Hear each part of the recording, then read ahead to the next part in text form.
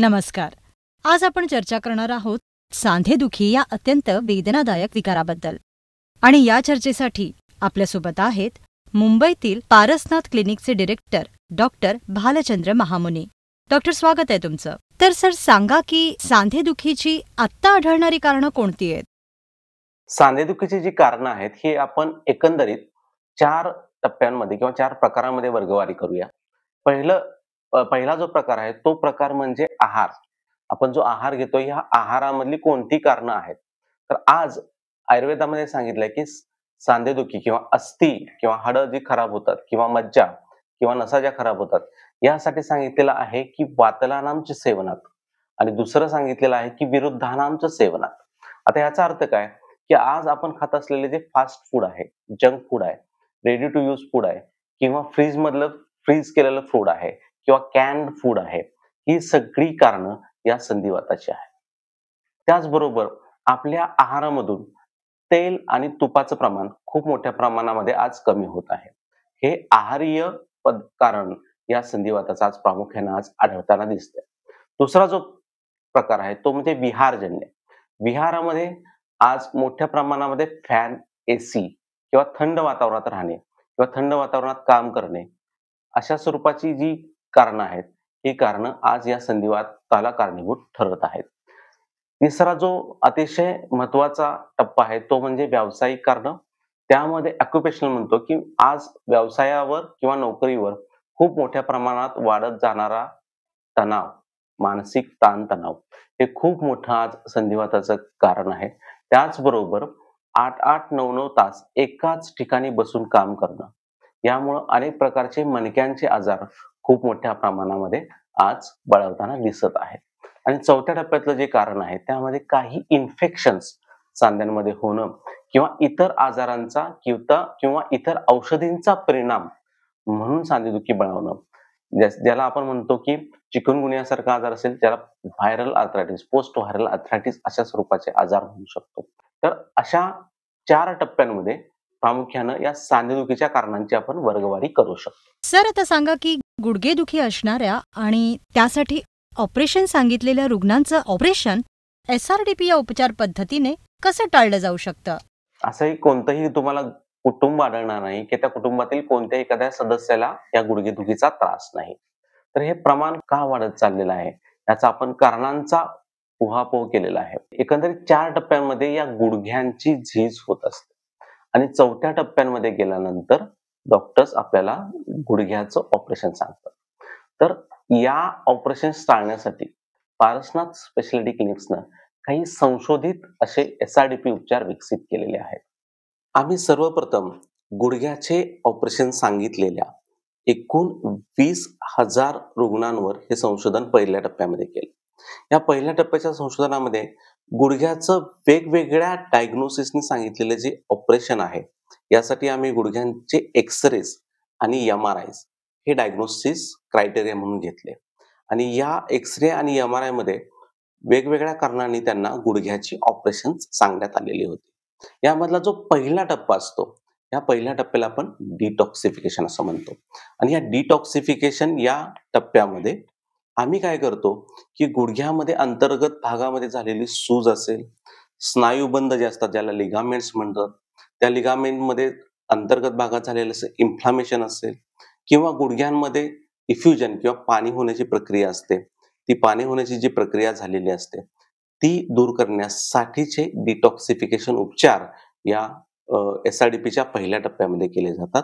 यामध्ये एकूण 4 ते 5 प्रकारच्या उपचारांचा वापर केला जातो, ज्यामध्ये ऑइल थेरपी असेल, स्टीम थेरपी असेल, पोटली थेरपी असेल, लेटिंग थेरपी असेल, लेप थेरपी असेल, अशा विविध प्रकारच्या स्थानिक उपचारांचा वापर करून आपण तो गुडघ्या डिटॉक्सिफाय करतो. हा पहिला टप्पा झाला. या टप्प्याचा कालावधी हा 10 दिवसापासून ते 30 दिवसापर्यंत असू शकतो. या टप्प्यामध्ये पेशंटला साधारणपणे 25 ते 50% त्याच्या तक्रारींमध्ये फरक दिसून आला. जो पुढचा टप्पा आहे या पुढच्या टप्प्यामध्ये ज्याला आपण स्ट्रेनिंग म्हणतो, या स्ट्रेनिंग या टप्प्यामध्ये आपण आयुर्वेदात सांगितलेले जे धारा उपचार आहेत त्या धारा उपचारांना मॉडिफाय करून विशिष्ट प्रकारची अशी ऑइल पोरिंग थेरपी संशोधित केली. आणि या ऑइल पोरिंग थेरपीच्या माध्यमातून आपण गुडघ्यातल्या ज्या रचना असतात, या गुडघ्यातल्या रचनांना पुन्हा बळकटी देण्यासाठीचे उपचार केले. याचबरोबर आम्ही आमच्या रुग्णालयामध्ये फिजिओथेरपिस्ट डॉक्टर्स अपॉइंट करून त्यांच्या माध्यमातून गुडघ्याच्या रचनांची बळकटी पुन्हा वाढवण्याचे उपचार केले. आणि आम्हाला दिसून आले की गुडघ्याचे बळकटी वाढवण्याचे हे संशोधित आयुर्वेदिक त्याचबरोबर संशोधित फिजिओथेरपीचे उपचार एकत्र केल्यामुळं त्या गुडघ्यांची बळकटी खूप मोठ्या प्रमाणामध्ये वाढली गेली. आणि याच्यामुळे काय झालं की गुडघ्यामधल्या वेदना तर कमी झाल्याच, त्याचबरोबर त्या रुग्णाला किमान पक्षी अर्धा तास चालता येईल, जिने चढ उतार करता येईल. त्याचबरोबर कामासाठी खूप अर्धा ते 1 तास उभा राहता येईल, अशा प्रकारची सुधारणा या ऑपरेशन सांगितलेल्या रुग्णांमध्ये आम्हाला दिसून आली. ह्या दुसऱ्या टप्प्यामध्ये. आता तिसरा जो टप्पा आहे, त्या तिसऱ्या टप्प्याला आम्ही असं म्हणलं की रूट कॉज रिमूव्हल. या रूट कॉज रिमूव्हलमध्ये आम्ही काय केलं? या रूट कॉज रिमूव्हलमध्ये आम्ही जे मेटाबॉलिक करेक्शन आहे ते केलं. त्यामध्ये आपला जो मेटाबॉलिक ऑर्गन आहे लिव्हर, त्याची चयापचय क्रिया दुरुस्त करणे, त्याचबरोबर जे मेटाबॉलिक चॅनल्स आहेत ते ओपन करणे, या प्रकारची ट्रीटमेंट केली. यामुळं काय झालं की आपल्या शरीरामध्ये जे सायनोव्हियल फ्लुइड बनण्याची प्रक्रिया थांबली होती गुडघ्याच्या पेशंट्समध्ये, ती गुडघ्याच्या पेशंट्समध्ये सायनोव्हियल फ्लुइड बनण्याची प्रक्रिया पुनर्सुरुवात होताना आम्हाला दिसून आली. यातला चौथा जो अतिशय महत्वाचा टप्पा आहे, त्याला आम्ही म्हणतो की रिजनरेशन. या टप्प्यामध्ये आम्ही काय करतो की ज्या गुडघ्यामधल्या रचनाची स्थिती ही खराब झालेली आहे, त्यांना पुन्हा बळ देण्याचं काम या रिजनरेशन या टप्प्यामध्ये केलं जातं. यामध्ये प्रामुख्यानं आयुर्वेदात सांगितलेल्या वनस्पतींपासून बनवलेली सॉफ्ट जेल कॅप्सूल, ज्या औषधी गीर गाईच्या तुपामध्ये बनवली जातात, अशी सॉफ्ट जेल कॅप्सूल्स आम्ही या रुग्णांना देत असतो.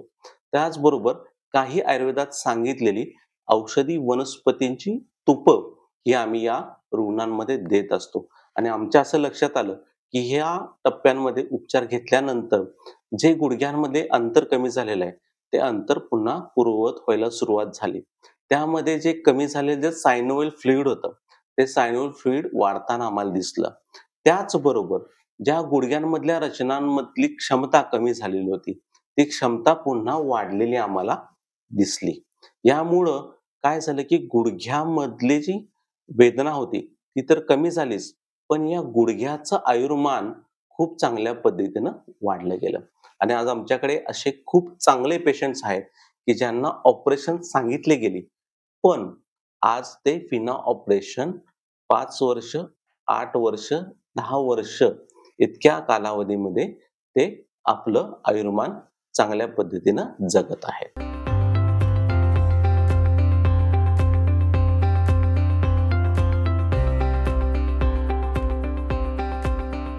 सर, मला आता सांगा की मणक्याचे आजार असणाऱ्या आणि ऑपरेशन सांगितलेल्या रुग्णांचं ऑपरेशन या SRDP उपचार पद्धतीने टाळलं जाऊ शकतं का?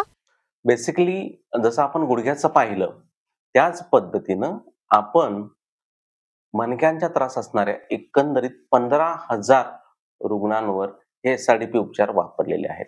यामध्ये प्रामुख्यानं मानेच्या ठिकाणी होणारा जो सर्व्हायकल रिजनमध्ये होणारे जे मणक्याचे आजार आहेत ते असतील, कमरेच्या ठिकाणी असणारे जे आजार आहेत ते असतील, किंवा सायाटिका सारखा आजार असेल. तर अशा 3 प्रकारच्या मणक्याच्या ठिकाणी होणाऱ्या आजारांवर हे SRDP उपचार वापरले गेले. यातल्या बहुतांशी लोकांना हे ऑपरेशन सजेस्ट करण्यात आलेलं होतं. आणि हे ऑपरेशन टाळण्यासाठी ते आमच्या रुग्णालयात आलेले होते. आणि यामध्ये आपण हे SRDP उपचार वापरले.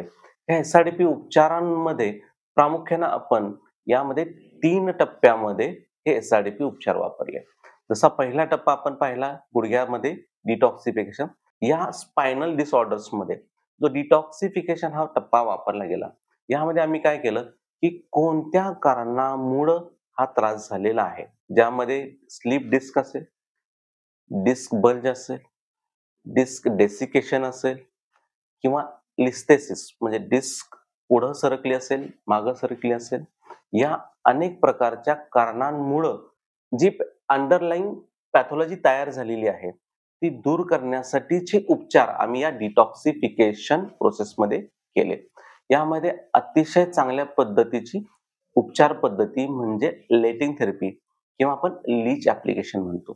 ह्या लीच ऍप्लिकेशनचा वापर आम्ही साधारणपणे हजारो पेशंट्समध्ये आज या मणक्याच्या आजाराने ग्रस्त लोकांमध्ये केलेला आहे आणि आमच्या असं लक्षात आलेलं आहे की या लीच ऍप्लिकेशन्समुळं या मणक्यांच्या आजारांमधल्या ज्या वेदना असतात त्या त्वरित नियंत्रणात येण्यास मदत होते आणि या मणक्यांच्या रचनांमधला जो दाब या स्पायनल कॉर्ड किंवा स्पायनल कॉर्डमधनं निघणाऱ्या ज्या नसा असतात त्यांवर पडलेला आहे तो दाब पूर्णतः कमी करण्याचं काम या लीच ऍप्लिकेशनने केलं जातं. मग या टप्प्यामधील या उपचारांमुळे जसा तो दाब कमी होतो तसा वेदना कमी व्हायला लागतात. हा पहिला टप्पा आहे डिटॉक्सिफिकेशनचा.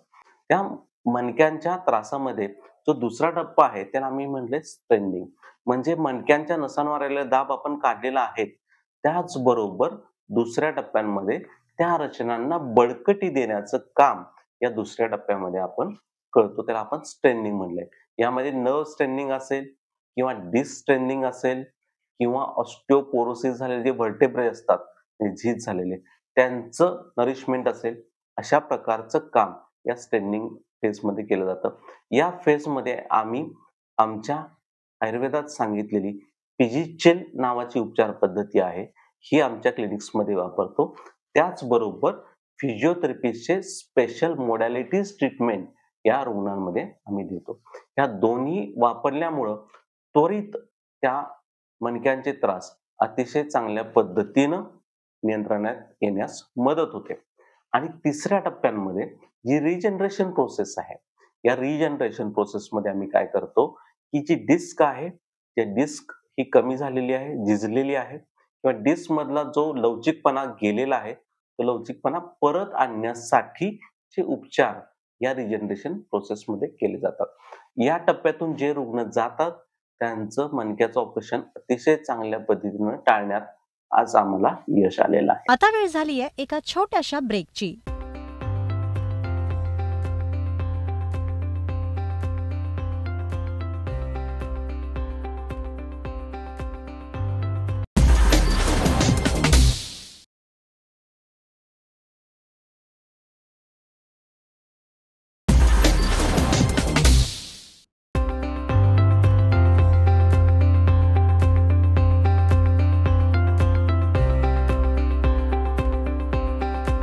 सर, रुमेटॉइड आर्थरायटिस आणि गाऊट यामध्ये एसआरडीपी उपचार पद्धती कशी काय उपयोगी पडते?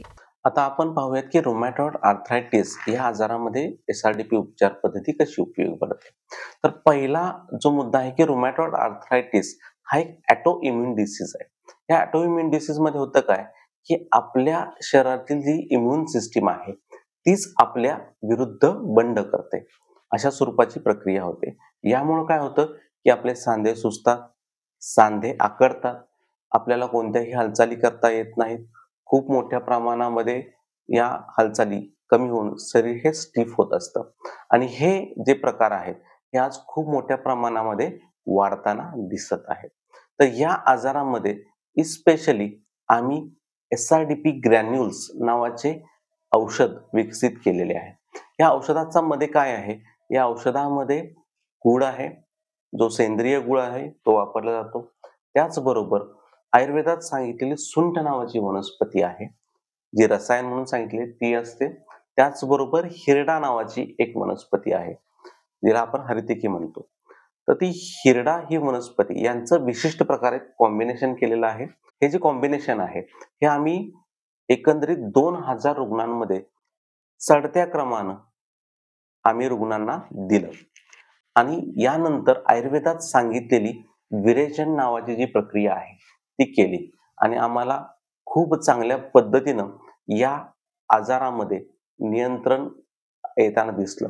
म्हणजे हा रुमॅटॉइड आर्थरायटिस हा आजार बरा होत नाही असं म्हटलं जातं पण हा आजार रिमिशन मध्ये जातो. म्हणजे तुमच्या रक्तातली जरी ब्लड टेस्ट पॉझिटिव्ह असली तरी सुद्धा याची लक्षणं खूप चांगल्या पद्धतीनं नियंत्रणात आलेली आम्हाला दिसून आली. यामध्ये अनेक रुग्ण जे आहेत हे ॲलोपॅथिक औषधींवर डिपेंडंट, त्यामध्ये प्रामुख्याने स्टिरॉइड डिपेंडंट होते. स्टिरॉइड डिपेंडन्सी सोडवण्यासाठी या एसआरडीपी उपचारांचा खूप चांगला फायदा या रुमॅटॉइड आर्थरायटिसच्या पेशंट्समध्ये आम्हाला दिसून आलेला आहे. जो दुसरा प्रकार आहे ज्याला आपण गाऊट म्हणतो, या गाऊटमध्ये आपल्या शरीरामध्ये युरिक ॲसिडचं प्रमाण रक्तामध्ये खूप मोठ्या प्रमाणात वाढायला लागतं आणि हे वाढलेले युरिक ॲसिड आहे ते आपल्या बोटांमध्ये, बोटांच्या पेरांमध्ये साठायला लागतं आणि त्यामुळं खूप मोठ्या प्रमाणात सूज येणं आणि ते बोटाची पेरं दुखणं अशा प्रकारची तक्रार निर्माण होत असते. आणि या आजारामध्ये आम्ही काही औषधी वनस्पती तुपं वापरली, जी आयुर्वेदामध्ये सांगितलेली आहेत आणि ती वापरून त्यावर काही संशोधन करून आम्ही वनस्पती निवडल्या आणि ते निवडलेल्या वनस्पती वापरून आम्ही काही तुपं तयार केली आणि ते तुपं आम्ही जसं आपण गुळाचं बघितलं की आपण गुळ चट्ट्याप्रमाणे रुग्णांना दिला, त्याच पद्धतीनं आम्ही हे तूप वाढीव मात्रेमध्ये दररोज डॉक्टरांच्या मार्गदर्शनाखाली दिलं आणि आयुर्वेदात सांगितलेली विरेचन नावाची जी प्रक्रिया आहे ती करून घेतली. यामुळे आम्हाला असं लक्षात आलं की खूप मोठ्या प्रमाणामध्ये या गाऊट नावाचा जो आजार आहे यामध्ये डॅमेज झालेल्या सांध्यांमध्ये बदल दिसून आले. तर एकंदरीत रुमॅटॉइड आर्थरायटिस असेल किंवा गाऊट असेल, यामध्ये बेसिकली 2 टप्प्यामध्ये उपचार केले. पहिल्या टप्प्यामध्ये आपण डिटॉक्सिफिकेशन केलं आणि दुसऱ्या टप्प्यामध्ये रूट कॉज रिमूव्हल केलं. या 2 टप्प्यांमध्ये उपचार केले आणि या रुग्णांमध्ये अतिशय चांगल्या पद्धतीनं सांधेदुखी नियंत्रणात आलेली आम्हाला दिसून आली. खरंच सर, ही अत्यंत उपयुक्त माहिती तुम्ही दिलीत.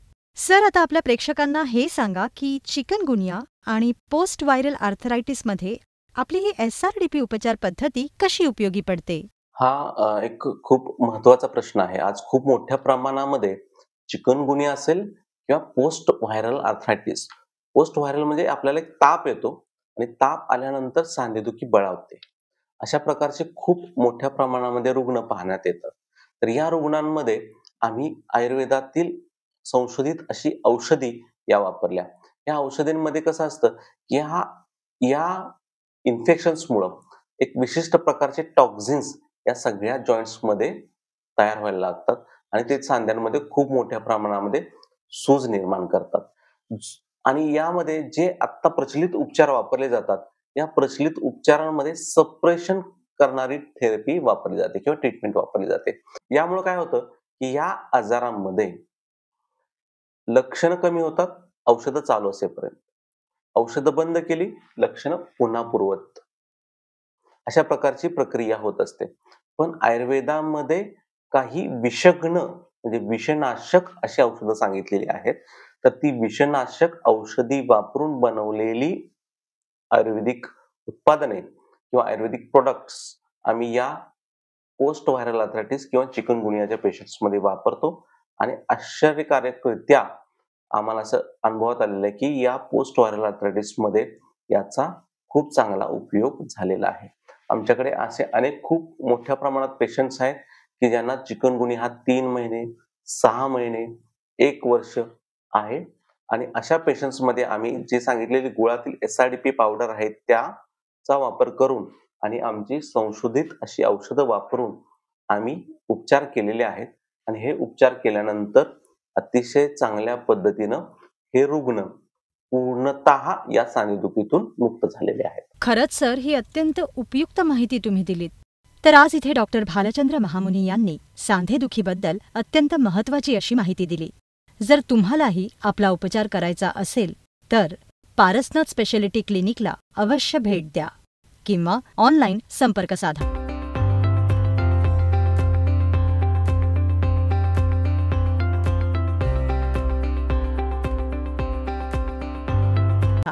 तर आज आपण पाहिलं प्रचलित उपचार पद्धतीपेक्षा वेगळी असणारी संशोधित एसआरडीपी उपचार पद्धती हजारो लोकांची सांधेदुखी बरी करण्यात यशस्वी ठरत आहे. डॉक्टर, आपण इथे आला आणि ही अत्यंत महत्वाची माहिती दिली त्याबद्दल खूप धन्यवाद.